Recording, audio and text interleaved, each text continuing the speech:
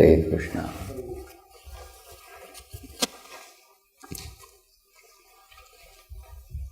In this world, Srila Prabhupada says, the sky and the sun and the moon and the stars, they all are fixed in their places and they exist, go on and on existing.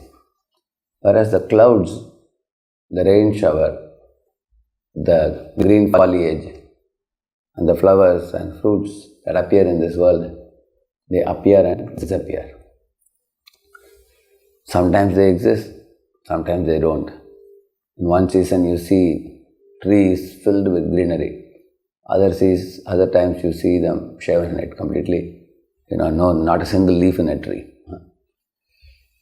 So the material world is a changing phenomenon. Similarly, you will see sometimes our body is diseased, sometimes healthy. Sometimes it is young, sometimes it is old. Sometimes it is handsome, other times it is ugly. And sometimes one is in the body of a king, other times one is in the body of ordinary citizen. Sometimes in the body of demigods, sometimes situated in the body of an animal or a bird. So, this material body is an ever-changing phenomenon. And our mind also goes through various emotional states. Sometimes happy, sometimes distressed. Sometimes frustrated, sometimes joyful. In this way, the mind also undergoes changes continuously. So those living entities who connect with this changing body or the changing mind, they are the ones who are tossed by the waves of material nature. Like for example, if somebody thinks I am handsome, you look into the mirror, then when you get old, you are ugly. When you suddenly realize you are ugly, you feel very sad. Sometimes happy, sometimes sad. Similarly, emotional states also. Sometimes your mind is jolly, other times it is frustrated. So, the Atma is completely aloof as much as the sky is aloof from the clouds. The sky is unchanging, but the clouds are changing. Sometimes the clouds are loaded with water, other times they have poured down, the sky is clear. So, in the Srimad Bhagavatam it is said, do not identify with this changing material body or the material mind. You are aloof from both. And being aloof from both, what are we supposed to do? Like a jnani says, look at the flower in the garden, it is so beautiful. Don't pluck it and squeeze it in your nose, by which you are spoiling the beauty of nature. Let it remain in the nature and let people adore that beauty from a distance. That is jnani. Bhakta says, what is the use of adoring the beauty of nature from a distance? Pluck the flower and offer it to Lord. Because the flower is not meant to be just observed, it is meant to be offered. Similarly, it is not enough to be aloof from the body and mind and just to be a witness watching. Okay, this is the way the body is, this is the way the mind is. No, we should offer our body, mind and soul. Karmana, manasa, gira, nikilashva pyavastasu, jivan muktasya uchyate. Iha yasya harer dasya, karmana, manasa, gira. We should offer our body, mind and soul in Krishna's service completely.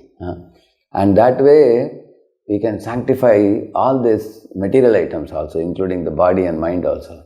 Although they are mundane and material, they can be cleansed and purified and fruitfully engaged in the Lord's service. Therefore, with our body, we get up in the morning, fresh up ourselves and come. We bow down before the Lord. With our mind, we are singing all the artis and worshipping the Lord and engaging our mind in chanting the holy name. And our body, mind, soul, we want to do Atma Nivedanam for Him. Because the best use of these items is engaged in Lord's service. So, when Srila Prabhupada came to the park, in Tompkins Square Park, he was an old man. He was 70 plus.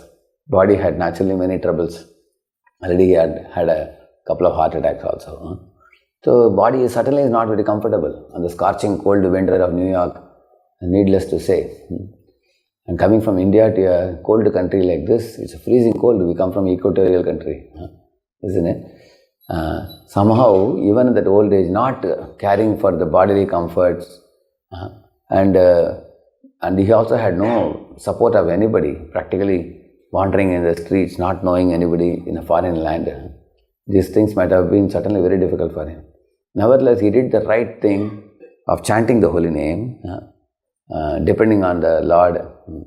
And the nature of the purely chanted holy name is to purify the place and expand Krishna more and more. Like the chanting started with New York. It eventually went to Boston and San Francisco and LA and various countries across the globe.